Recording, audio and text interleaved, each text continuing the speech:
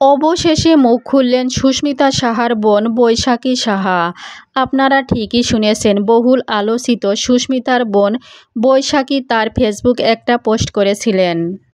এ বিষয় নিয়ে আজকে আপনাদের সাথে বিস্তারিত আলোচনা করব। সম্পূর্ণ ঘটনা জানতে হলে পুরো ভিডিওটা স্কিপ না করে দেখতে হবে। ঘটনাটি ছিল 2024 সালের 31শে মে। সুস্মিতা সাহার মামাতো বোন বৈশাখী তার ছোট ভাইয়ের পরীক্ষার জন্য পলাশার রমনা পুলিশ কমপ্লেক্স কোয়ার্টারে এসে অবস্থান করেছিল। সম্পূর্ণ 2 দিন বলা যায় না, 33 ঘন্টা মতো ছিল বৈশাখী ও তার ভাই। বৈশাখী তার পোস্টে উল্লেখ করেছেন, তার বোন সুস্মিতা রান্না করা থেকে শুরু করে ফিল্টার থেকে জল ভরা, এমনকি সংসারের যাবতীয় যত কাজ আছে সব সে একা হাতেই করত। শুধুমাত্র পূজার যে দায়িত্ব সেটা ছিল শাশুড়ির উপর, অর্থাৎ পলাশার মা আরতি সাহার উপর।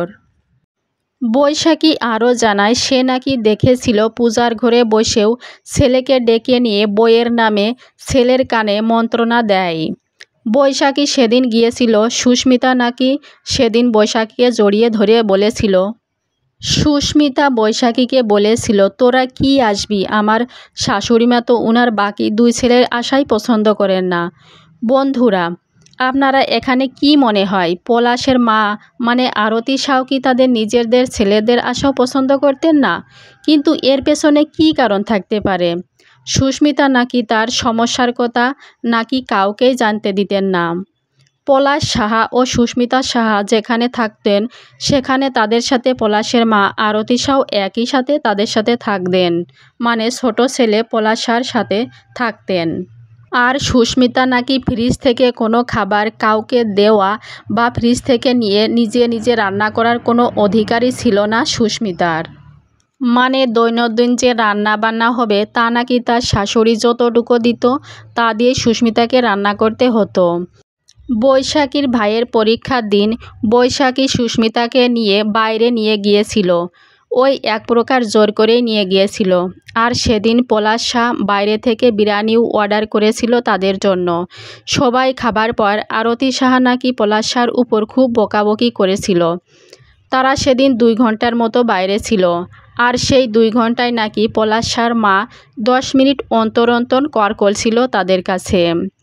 পলাশ সাহা তখন বৈশাখীকে বলেছিল, বুঝলে বৈশাখী, মা একটু স্ট্রিক পারসন, বাবার অনুপস্থিতিতে আমাকে বড় করেছে, তো এজন্য মাকে কিছু বলতেও পারি না। পলাশ সাহা আরও বলেন, তার মাকে সে খুবই ভালোবাসে। আর তার মায়ের এই ব্যবহারে বৈশাখী যেন কোনো কষ্ট না পায় সে কথাও বলে পলাশ বৈশাখীকে। বৈশাখী বলেছিল, কোনো সমস্যা নাই, নেক্সট টাইম আমরা আবার সবাই মিলে আসব।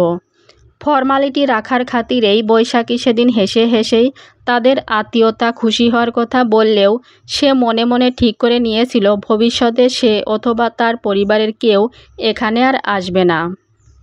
সুতরাং বৈশাখীর পোস্ট থেকে বোঝা যায় পলাশ সাহার স্ত্রী সুস্মিতা সাহা এবং তার মা আরতি সাহার মধ্যে সম্পর্ক খুব একটা ভালো ছিল না।